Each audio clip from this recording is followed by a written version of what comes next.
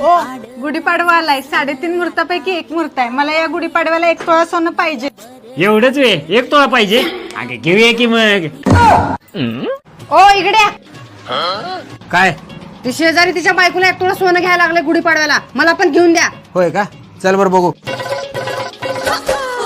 माझा नवरा किती गुणाचा आहे ग बाई. ए वय बॅ माकडा बाहेर इकडा.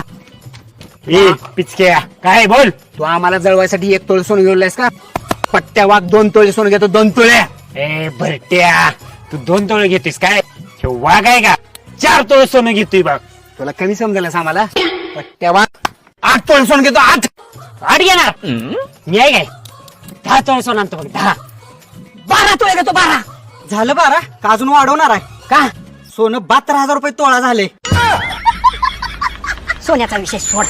तुला पाडव्याच्या आणि नवीन वर्षाच्या हार्दिक शुभेच्छा. दादा तुम्ही पण सोन्याचा